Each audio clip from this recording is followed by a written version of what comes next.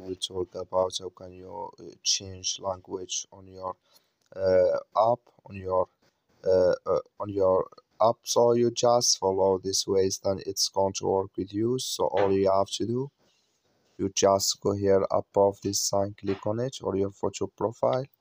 So then it's going to show for you list like this here. Then all you have to do now, you just click here on settings. When you just click on settings here, so then it's going to take you to next step here. Then all you have to do next, you just click here on languages here, just click on it.